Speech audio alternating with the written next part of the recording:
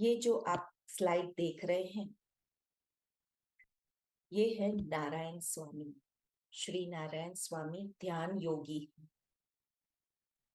तपोवन इनका आश्रम है, कच्छ में अंकलेश्वर के पास, नर्मदा नदी के किनारे।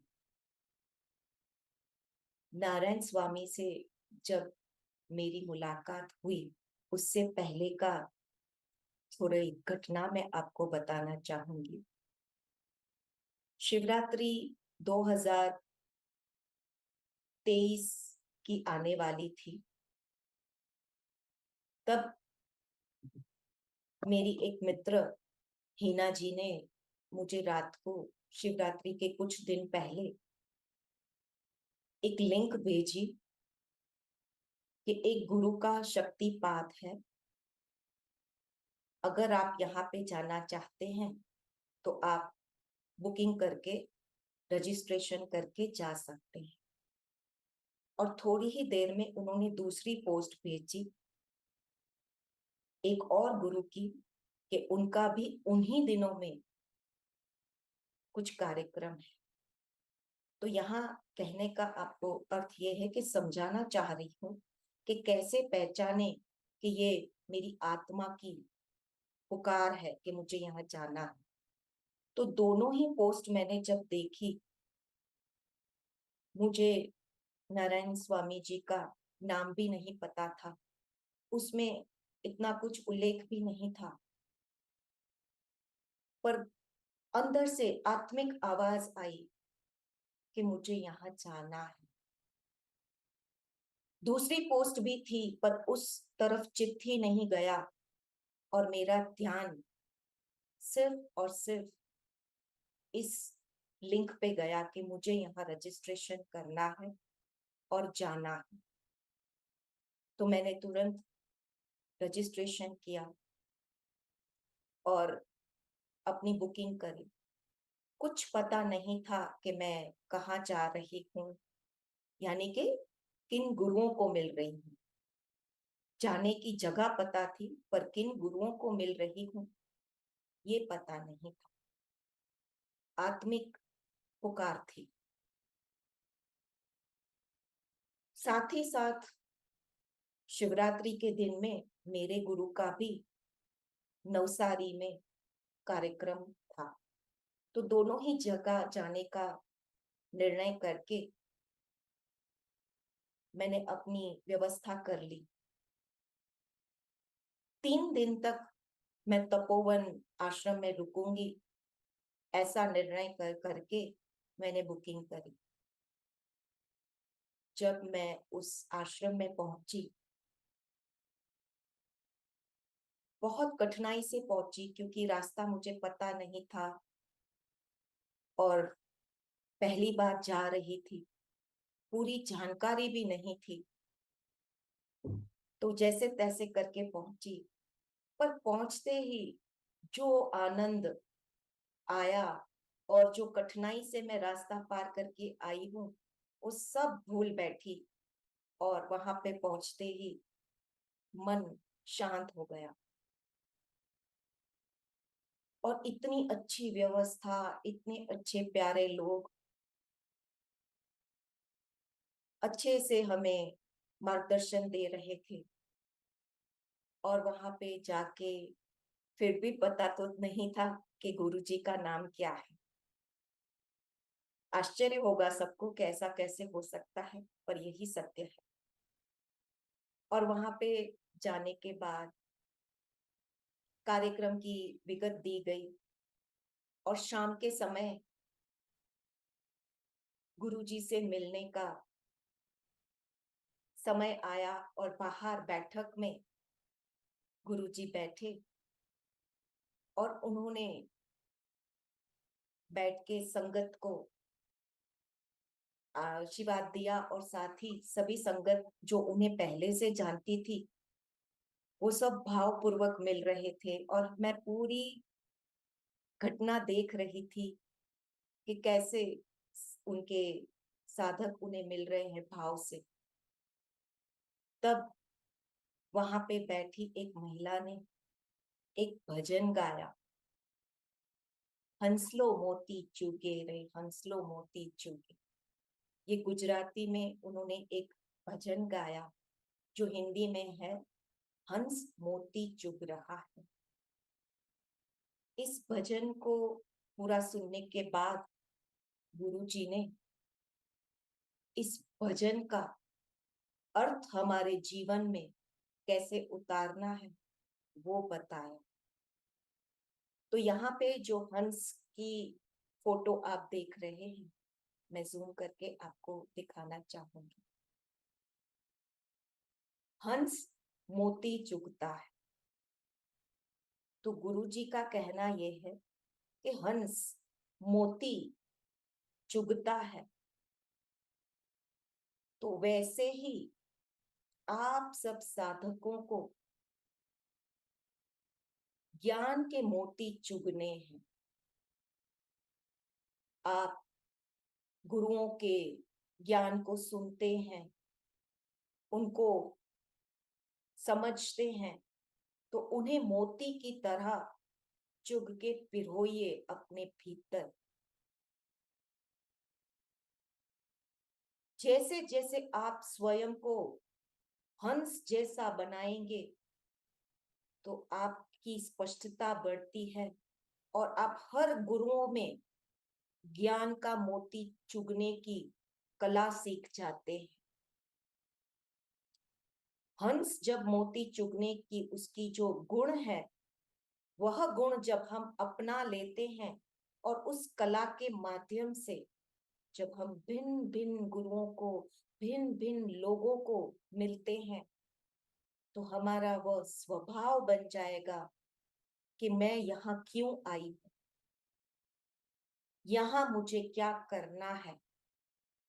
तो हमें वो हंस का स्वभाव याद करके उस कला को हमें याद करके उस ज्ञान को ही चुगना है जिसके लिए हम आए हैं।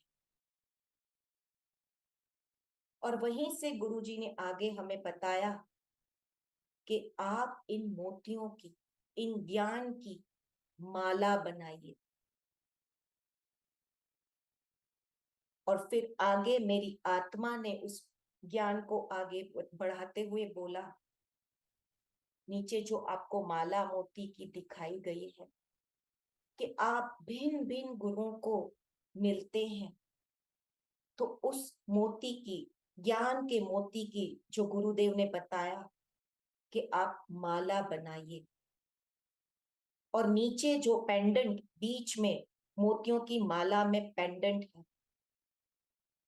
उस पेंडेंट में स्वयं की आत्मा को रखिए। कि ज्ञान के मोती की माला तो मैं बना चुकी हूं, पर बीच में मेरी आत्मा इन ज्ञान के मोतियों को अपने जीवन में उतार के, अपनी आत्मा को निखार के, मुझे जो जो ज्ञान मिला है उस ज्ञान को कैसे अपने जीवन में उतार के उसको अमल करूं, और अमल करने के बाद स्वयं हंस जैसी निखरूं। इस प्रकार से गुरुदेव ने एक साधारण भजन से इतना गहरा ज्ञान दिया कि जब आप मोती, ज्ञान के मोती भिन्न भिन्न गुरुओं से लेते हैं और उनकी माला पिरो के हर रोज उस ज्ञान का मनन चिंतन करके अपने जीवन में उतारते हैं, तब आपकी आत्मा इस पेंडेंट की तरह निखरती है और बीच में उस माला में, उस ज्ञान की सागर में आप हीरे के समान खिलने लगते हैं। इतना सुंदर ज्ञान गुरुजी ने एक भजन के माध्यम से दिया। पर यहाँ पे गुरुदेव ने सिर्फ इतना ही ज्ञान नहीं दिया, इस भजन से आगे और बढ़ते हुए उन्होंने कहा कि अभी तो आप सिर्फ साधक हैं, साधक से खुद को पदवी दीजिए हंस की। ये पदवी बाहर से आपको कोई भी नहीं दे पाएगा। ये पदवी सिर्फ और सिर्फ आप ही स्वयं को दे सकते हैं। तो हंस का वो जो गुण, हंस का वो जो स्वभाव अभी हमें जो गुरुदेव ने बताया, उस तरह से ज्ञान के मोती को चुग के उसको जीवन में उतारना, वैसा बनना और उनके दिखाए हुए ज्ञान पे चलना, चाहे कठिनाइयां कितनी भी आए, तब हम वो हंस की पदवी खुद को दे सकते हैं। यानी साधक से पहले हम खोजी थे कि हम ढूंढने निकले हैं कि आध्यात्म क्या है। उस खोजी से हम बने साधक। एक गुरु जो हमारे दिल को छू जाता है, सद्गुरु जो बन जाता है, हमारी आत्मा की माउली जो बन जाता है, उसका हृदय में स्थान बन जाता है। और वह सद्गुरु जो हमें ध्यान सिखाते हैं, उसको हम अपना लेते हैं। पर उसके बाद जो गुरु आते हैं, उनके ज्ञान के मोती हमें लेके, हमें हंस की कला सीख के वैसा बनना है। तब हम खुद को साधक से हंस की पदवी पे आएंगे और उसके बाद वहां रुकना नहीं है। फिर हमें परमहंस की पदवी खुद को देनी है। यानी कि साधक से हंस की यात्रा पूरी करने के बाद परमहंस की यात्रा शुरू होती है। परमहंस यानी आपने अब जो हंस बन चुके हो, ज्ञान को जीवन में उतार चुके हो, एक एक ज्ञान के मोती को अपने जीवन में अमल करके उस पंथ पे चल चुके हो, तब आपको अनुभूति हो चुकी है उस ज्ञान की, उस पंथ पे चल के अनुभव करके क्या होता है, सब आपको अनुभव हो चुका। अब हमें परमहंस बनके और लोगों को यह ज्ञान के मोतियों को बांटना है। तब आप परमहंस की पदवी खुद को दे पाएंगे। क्योंकि सिर्फ ज्ञान लेके अपने जीवन में उतार के रुकना नहीं है। हर उस गुरु के ज्ञान के मोतियों को औरों तक पहुंचाना हमारी जिम्मेदारी है। तब हम एक भाव से सभी आत्माओं को अपना के उन ज्ञान को जब हम बांटते हैं, तब हम परमहंस बनते हैं, जहां पे कोई भेदभाव नहीं है। मेरे गुरु, तेरे गुरु, ये गुरु, वो गुरु, कोई अंतर नहीं रहता। तब आप एक हो जाते हो गुरु तत्व से। गुरु तत्व यानी सभी गुरुओं की चेतना, सभी गुरुओं का ज्ञान। जब इस प्रकार हम परमहंस की पदवी पे पहुंचते पहुंचते एक हो जाते हैं, तब हम कहलाते हैं स्वयं के लिए परमहंस। और यह पदवी भी हमें स्वयं को ही स्वयं देनी है, क्योंकि यह यात्रा हमें ही पार करनी है। कहने में शब्द आसान लगते हैं, पर यह यात्रा लंबी और कठिन होती है। क्योंकि अभी तक तो हम अच्छे साधक भी नहीं बन पाए हैं, तो कहाँ अभी हम हंस की पदवी खुद को दें और हंस से परमहंस तक पहुंचे। इतनी लंबी यात्रा हमें करनी है। तो इस यात्रा में गुरुदेव ने सिखाया कि आपको पल पल खुद को याद कराना है कि मैंने जो मोती ज्ञान के चुके हैं, क्या मैं हर रोज अपने जीवन में अमल कर रही हूँ। क्या हम ज्ञान लेके जीवन में उतार पा रहे हैं? ये अपनी पल पल आती जाती सांसों के साथ स्वयं को प्रश्न पूछना। जब हम ऐसा प्रश्न पूछते जाते हैं, तब वो गहराई में उतरता है और हमारे भीतर की चेतना जागती है और हमें वो प्रेरित करती है कि मैंने सिर्फ ज्ञान लेके बैठना नहीं है, बड़ी बड़ी बातें करनी नहीं है, मुझे ये जीवन में अमल करना है। क्या मैं अमल कर रही हूँ? हर पल हम गिरेंगे, हर पल हम इस माया में भूल जाएंगे, बहक जाएंगे, फिसल जाएंगे, पर फिर भी हमें पल पल याद कराना है खुद को, गिर के उठना है, फिसल के संभलना है। इसीलिए हमें इतने सारे गुरु मिल रहे हैं कि वो हमें याद दिलाएं कि रुको मत, आलसी मत बनो, उठो, जागो और अपने भीतर काम करो। यात्रा लंबी है और इस लंबी यात्रा में तुम्हें थक के हारना नहीं है, छोड़ना नहीं है। ये अमूल्य जन्म मिला है तुम्हें, इस जन्म को साधो, इस जन्म को सफल करो। चूको मत ये मौका, जब तुम्हें मिला है इतने गुरुओं का संग।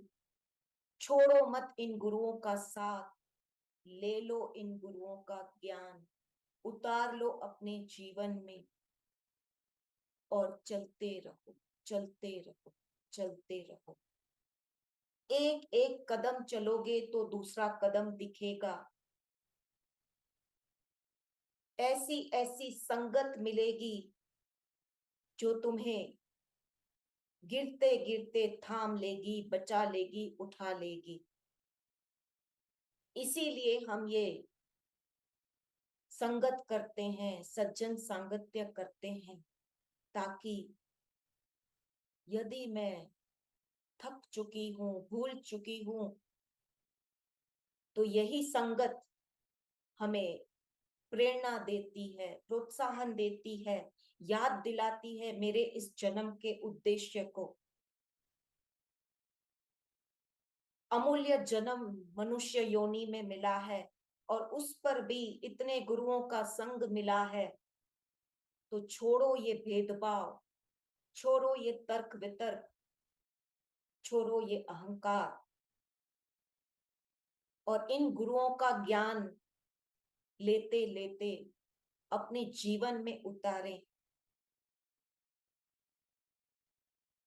इस प्रकार गुरुदेव का ज्ञान दिल को छू गया और वो एक मुलाकात गुरुदेव की जगा गई मेरे भीतर से कुछ। इतने छोटे से भजन से अगर इतना गहरा ज्ञान गुरुदेव ने दिया, तो आप सोचिए कि गुरु हमारे जीवन में जब आते हैं और हम ईमानदारी से, सहज भाव से, प्रेम भाव से गुरुओं को स्वीकारते हैं, तो गुरु के सूक्ष्म ज्ञान को हम ले पाते हैं। अब हम आगे की स्लाइड देखेंगे।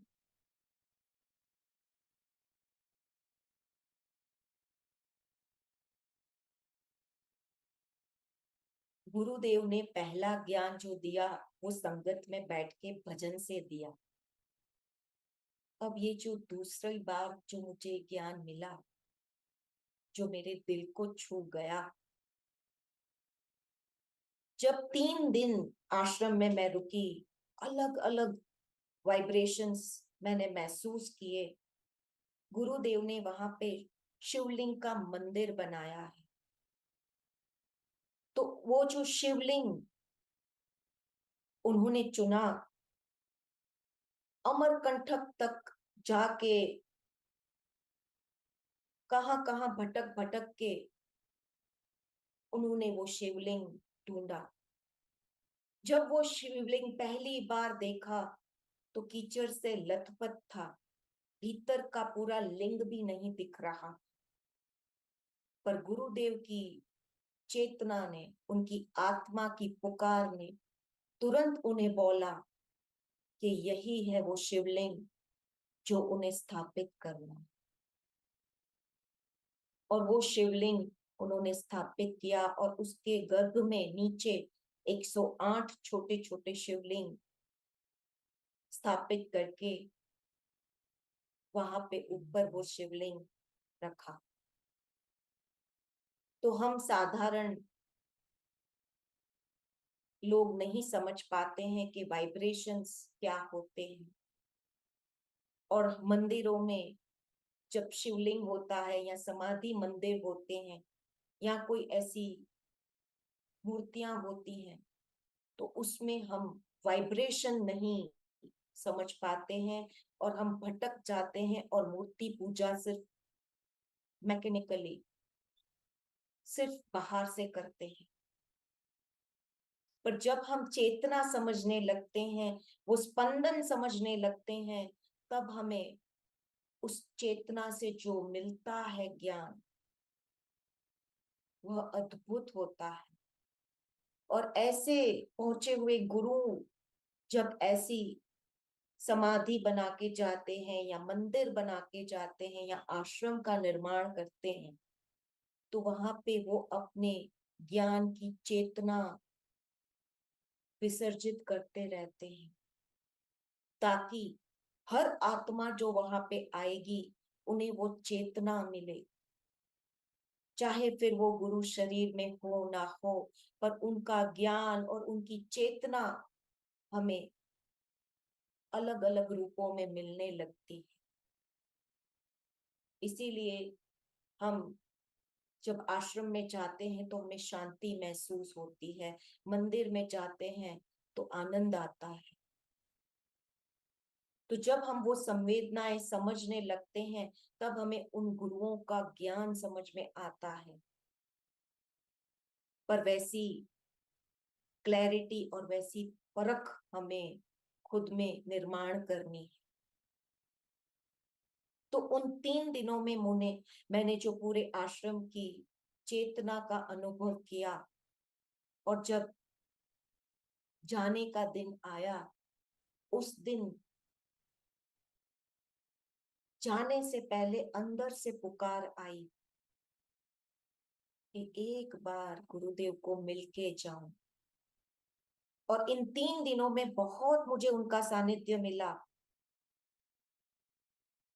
उनके हर सत्संग को, उनकी ऑरा को, उनकी वाइब्रेशंस को मैं अनुभव कर पाई। पर आखिरी दिन में जो वो पुकार हुई, तो मैं दौड़ के भाग के उनकी कुटीर के पास पहुंची और बाहर बैठी सेविका से मैंने पूछा, क्या मैं अंदर जा सकती हूँ? तो उन्होंने तुरंत मुस्कुराते हुए कहा, हाँ बिल्कुल। मुझे बहुत खुशी हुई ये सुन के जब उन्होंने मुझे जाने की इजाजत दी, क्योंकि मुझे पता नहीं था कि गुरुदेव मिलेंगे कि नहीं मिलेंगे। और जब मैं अंदर गई तो उन्होंने जो प्रेम से मुझे बुलाया और अपने पास बिठाया, मैं उनके चरणों में बैठी और उन्होंने अपनी बेटी की तरह मेरे सर पे हाथ रखा और कहा, बेटा हृदय चक्र खोल ले, इतना तेरा हृदय चक्र खोल कि ईश्वर तेरे पास आएंगे और तुझे पूछेंगे कि क्या हुक्म है। तो मैं आश्चर्य से पूछ रही हूँ, गुरुदेव, ईश्वर मेरे पास आएंगे और मुझे पूछेंगे कि मैं क्या कर सकता हूँ? ऐसा कैसे हो सकता है? तो गुरुदेव ने कहा, बेटा सिर्फ हृदय चक्र खोल और फिर तू देख कैसे ईश्वर दौड़े दौड़े तेरे पास आते। तो यहाँ देखिए, गुरु अपने स्तर पे बात करते हैं, क्योंकि उनकी चेतना और उनकी दूरदृष्टि हमसे कई कई कई गुना अधिक होती है। पर हम उस समय उस ज्ञान को समझ नहीं पाते हैं। तो गुरुदेव ने जो हृदय चक्र खोलने की बात की, समझ तो मैं नहीं पाई इतना कि हृदय चक्र कैसे खोलूं, और ऐसा क्या खोलना होता है कि हृदय चक्र खुले और ईश्वर मेरे पास आए। तो थोड़ा सा समझ, बहुत अंधेरा छा गया था, समझ इतनी नहीं हो रही थी, क्योंकि गुरुदेव ने कहा है तो होगा ही। तो जब मैं वहां से निकली और गुरुदेव का आशीर्वाद लेके, तो भीतर ये प्रश्न अब उठ चुका था कि हृदय चक्र कैसे खोलते हैं, और इन्होंने क्यों कहा कि ईश्वर आएंगे, और क्या वाकई में ईश्वर होते हैं। तब भीतर से आवाज आई कि वो चेतना की बात कर रहे हैं, डिवाइन एनर्जी की बात कर रहे हैं, कोई आकार कोई मूर्ति की बात नहीं कर रहे। पर फिर भी दूसरा प्रश्न अटका हुआ था कि हृदय चक्र कैसे खोलूं।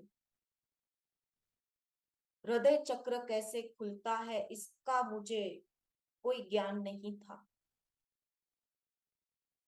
और वहां से मैं ट्रेन में बैठ के नवसारी मेरे गुरुदेव के आश्रम में शिवरात्रि के दिन पहुंची,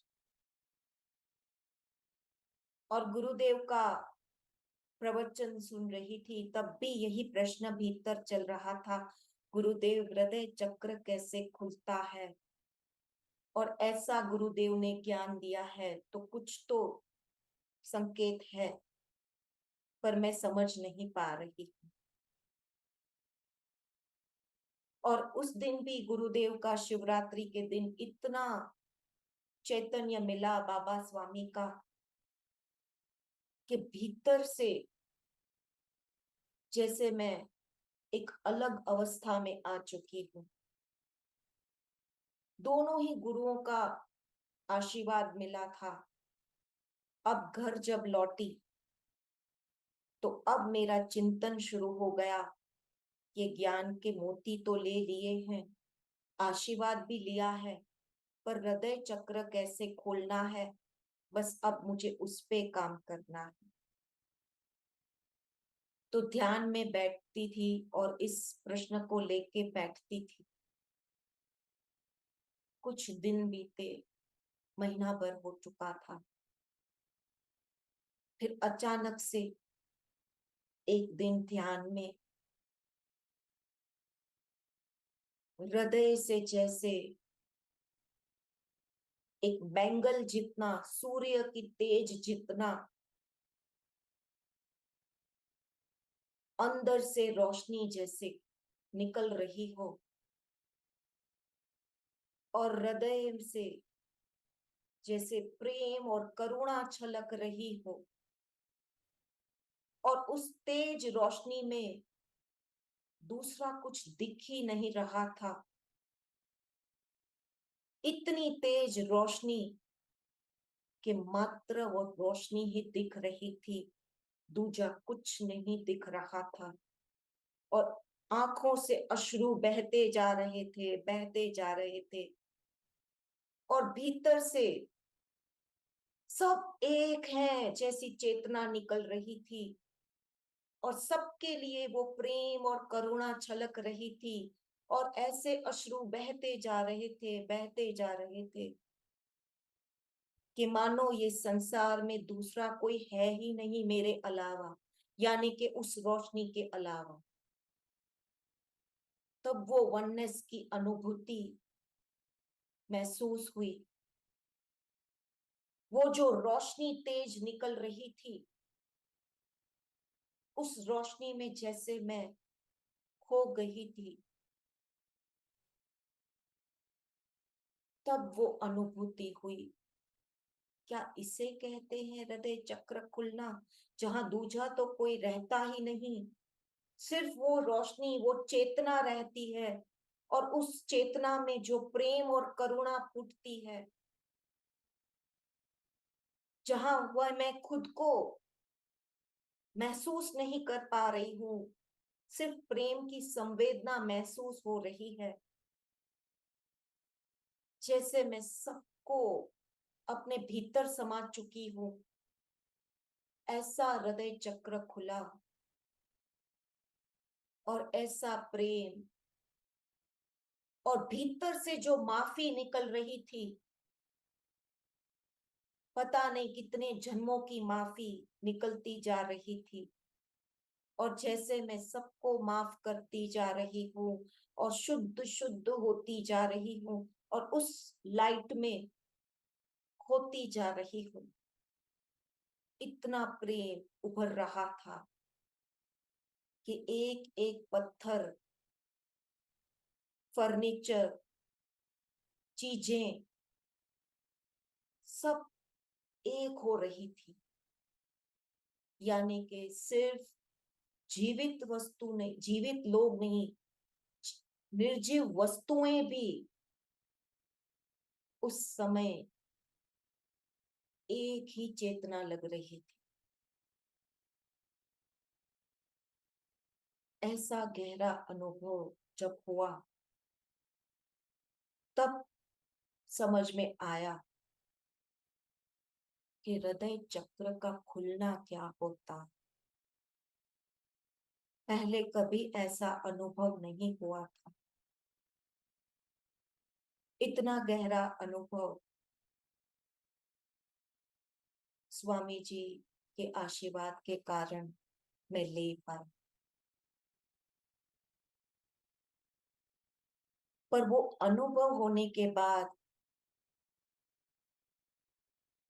बार बार ऐसा लग रहा था कि मैं इस अनुभूति में रुक जाऊं, कभी खत्म ना हो ऐसी अनुभूति।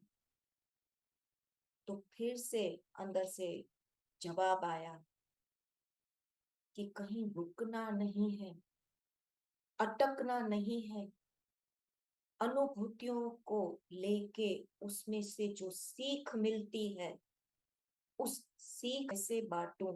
क्योंकि जब वो अनुभव हुआ तो वो चेतना वैसी थी, पर जैसे ही वो अनुभव पूरा हुआ तो वापस इस माया में मैं फंस गई। तो वही पैसों का तोलमेल, वही रिश्तों का मतभेद आने लगता है। तो कैसे मैं अमल करूं उस चेतना को जो मैंने अनुभव की है और वो मुझे कुछ सिखा गई है। क्योंकि माया में तो पल पल मैं अलग अलग रूप ले रही हूँ, कभी गुस्सा आ रहा है, कभी जलन हो रही है, कभी राग द्वेष उठ रहा है।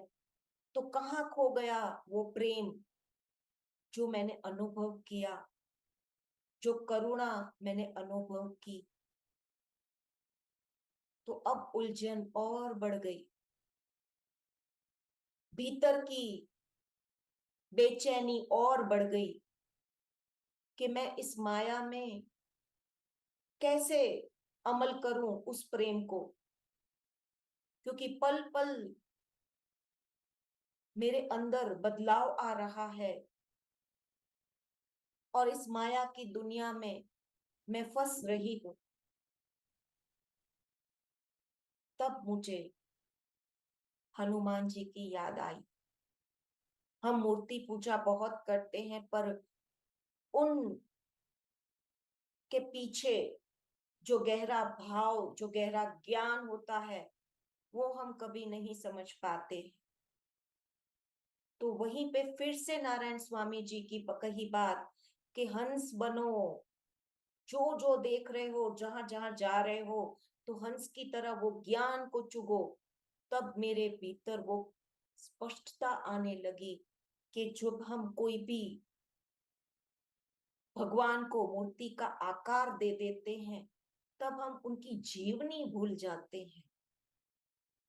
कि उन्होंने कितने कष्ट किए होते हैं और वो आध्यात्मिक यात्रा की होती है, तब वो भगवान तक की पदवी पाते हैं। यानी कि वो भगवान बन के दिखाते हैं अपने जीवन में, अपने चरित्र को दिखा के, अपने कार्यों को दिखा के, अपने प्रेम भाव को दिखा के। पर हम वो भूल जाते हैं और सिर्फ मूर्ति पूजा में अटक जाते हैं, क्रिया कर्मों में अटक जाते हैं। तब मुझे वो एहसास हुआ कि हाँ, जब राम जी जीवन काल में थे, उनकी जीवनी हमारे पास है। जब हम पढ़ते हैं कि कैसे उन्होंने 14 साल वनवास लिया और पूरी उनकी यात्रा में कितनी कठिनाइयां झेल झेल के फिर भी अपने सच्चे रास्ते पे चल के ईश्वर तुल्य बन के दिखाया, तब हम उन्हें भगवान मानने लगे। तो हमारे भीतर भी तो वही ईश्वर है,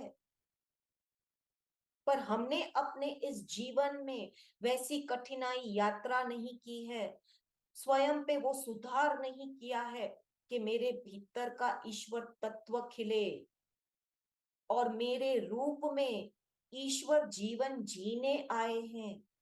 ईश्वर अपना संदेश मेरे रूप में देने आए हैं। तो मैं उसको भूल के मूर्ति पूजा में मैं अटक गई, ईश्वर को बाहर ढूंढने लगी और भिन्न भिन्न मूर्तियों में भगवान ढूंढ के उनकी पूजा करने लगी और स्वयं के भीतर के ईश्वर को, स्वयं के जन्म को मैं भूल गई। तब मुझे हनुमान जी की तीव्र याद आई और मैंने उनसे पुकार मांगी कि जैसे आप छाती चीर के दिखाते हैं कि मेरे भीतर राम बसे हैं, मेरे रोम रोम में राम है, तो मुझ में भी वो शक्ति दीजिए कि जैसे मैंने वो अनुभव किया हृदय चक्र का खुलना, तो मैं भी वो छाती चीर के दिखा पाऊं कि वननेस क्या है, प्रेम क्या है, करुणा क्या है, जो मैंने वो अनुभव किया। मैं भी उस अनुभव को अपने चरित्र में उतार पाऊं, अपने स्वभाव में उतार पाऊं और अपनी इस आध्यात्मिक यात्रा में मेरे अंदर भी वो ईश्वर खिले और मैं गुरुमय बन के, ईश्वरमय बन के अपने इस जन्म को वैसे ही पार कर पाऊं। तो यहाँ कईयों को लगेगा कि इतनी बड़ी बात मांग ली, इतनी बड़ी सोच रख ली, पर क्या वाकई में हम ऐसे बनते हैं? मैं स्वयं को वो पूछती हूँ, क्या वाकई में मैं ऐसी बन पाई हूँ? सिर्फ बड़ी बड़ी बातें करने से, ज्ञान करने से क्या मैं हो पाई हूँ? तो यहीं पे हमारा काम निरंतर हमें करना है।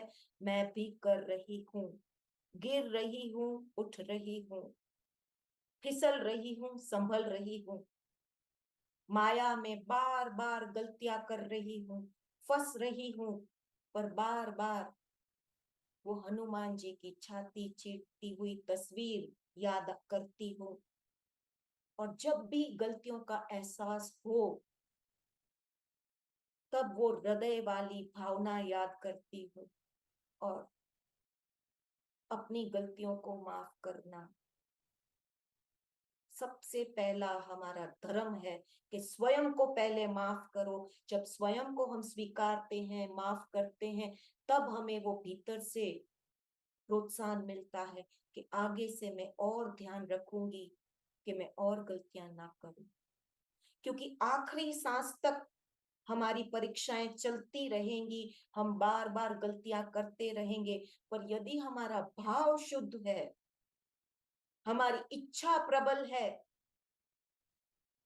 कि मुझे अपने इस जन्म को पार करना है, इतने सारे गुरु मेरे जीवन में आए हैं और इतने सारे भगवान की मूर्तियों ने मुझे संकेत दिया है कि मेरे ईश्वर तत्व को जैसे मैंने जगाया है वैसे तुम भी जगाओ, तो वो याद मुझे दिलाता है कि मुझे आखिरी सांस तक खुद को उस लक्ष्य तक पहुंचाने का प्रयास करना। पता नहीं कब वो क्षण आएगा कि जब हम ईश्वर तुल्य बन पाएंगे, अपने गुरु जैसे बन पाएंगे,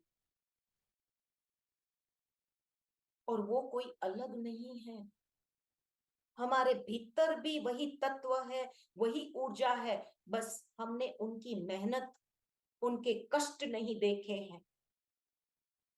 जब हम कोई जीवनी पढ़ते हैं कोई भगवान की या कोई गुरु की, तो आप और मैं सिर्फ ऊपर ऊपर से ना पढ़ें, भीतर उतरे कि कितना कष्ट उन्होंने उठाया है, कितना खुद को सुधारा है, तो हमें भी वैसे करना है।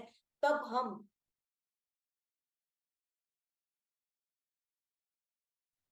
परसेंट भी अगर बन जाएं तो अपने जीवन को हम सफल कर पाएंगे। तो ये उनकी दूसरी गहरी सीख मुझे मिली, हृदय चक्र खोलने की, सबको एक मानने की, प्रेम करने की। और यहाँ पे जो नारायण स्वामी जी का फोटो है गुरु माँ के साथ, तो ये संकेत देते हैं कि इस काल में भी गृहस्थ गुरु संसार में रहते हुए, परिवार के साथ रहते हुए, अगर वो आध्यात्मिक उन्नति कर पाते हैं तो हम भी कर पाएंगे। संसार माया का जाल है, लेकिन उस संसार में हमें खुद को खिलाना है, खुद पे काम करना है, संसार में निर्माण लाना है, और संसार में रह के हमें अपने जन्म को पार करना है, संसार को त्याग नहीं करना।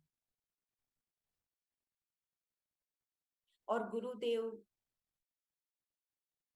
जब ध्यान उनका सिखाते हैं तो उनका ध्यान है स्पंदन ध्यान, यानी कि अपने वाइब्रेशंस को गहराई में उतर के पहचानो और उन स्पंदनों को पहचान के स्वयं के भीतर काम करो।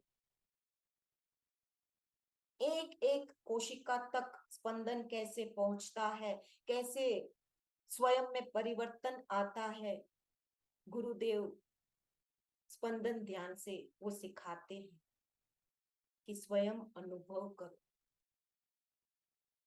गुरुदेव की दूसरी शिविर ध्यान की दूसरा लेवल मौन का होता है, जहां पे गुरुदेव 11-11 दिन मौन में ले जाते हैं, और उन स्पंदनों के ज्ञान के बाद जब आप मौन में उतरते हैं तो कितना भीतर अनुभव हो रहा है, कितना भीतर काम हो रहा है, ये हमें पता चलता है कि आपके हृदय तक वो ज्ञान स्पर्श होता है, खुलता है।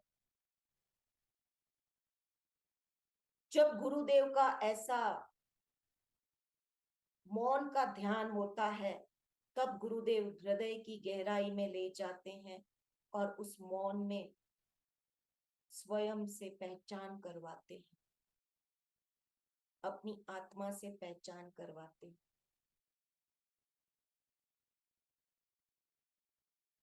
इस प्रकार मैं तपोवन आश्रम में नारायण स्वामी जी को, श्री ध्यान योगी नारायण स्वामी जी को मिली, और उनसे एक मुलाकात में, यानी एक ही बार मैं अभी तक मिली हूँ, और ये ज्ञान उनसे ले पाई हूं। तो यहाँ पे फिर से नम्र विनती है कि देखिए, अपने सद्गुरु और ध्यान का मार्ग आप सीख चुके हैं। हमारा प्रयोजन किसी को भटकाने का नहीं है, सिर्फ और सिर्फ पहचान दिलाने का है कि यदि कोई गुरु का ज्ञान आप तक आता है तो उन गुरुओं के ज्ञान को हंस की तरह, मोती की तरह चुग लें और अपने जीवन में उतारें और अपनी आध्यात्मिक यात्रा में आगे बढ़े। अब हम कोटि कोटि नमन करते हुए नारायण स्वामी जी को प्रार्थना करेंगे कि हमारा भी हृदय चक्र सदैव खुलता रहे और हम उस वननेस में, वसुदेव कुटुंबकम में सदैव रहे। अब हम आगे बढ़ेंगे। आपको दिखाना चाहूंगी कि इन गुरुओं से जो हम ज्ञान लेते हैं, तो गुरु ध्यान साधना से कितने आगे होते हैं कि वो साइंस को भी पीछे छोड़ देते हैं। साइंस तो बाद में जागता है और उस पे रिसर्च करता है, पर गुरु साधना करके दिखा देते हैं कि स्वयं अनुभव करो और आगे बढ़ो। पर आजकल साइंस भी शोध कर रहा है और हमें प्रमाण दे रहा है कि कैसे ये सब हम पे काम करता है। तो जो नाद की ध्वनि बापू ने हमें सिखाई, साइंस आज खोज रहा है कि नाद की ध्वनि कॉस्मिक साउंड है, नेचर का साउंड है, और जिसके अंदर वो साउंड की ध्वनि फ्रीक्वेंसी सुन लेते हैं तो वो कैसे उनकी भीतर ग्लैंड पे काम करता है और कैसे ध्यान करके उस साउंड की फ्रीक्वेंसी के साथ जब हम एक होते हैं तो हमारे भीतर कैसे बदलाव आता है। ये हमें साइंस आज रिसर्च कर रही है और हमें वो संकेत दे रही है कि कैसे ध्यान साधना से ऐसे नेचर के साथ और स्वयं की ध्वनि के साथ हम कनेक्ट हो सकते हैं। अब आगे की स्लाइड दिखाऊंगी। यहाँ पे जो नारायण स्वामी ने हमें ज्ञान दिया कि हृदय चक्र खोलने से आपको प्रेम जागेगा, ईश्वर आपके पास आएंगे।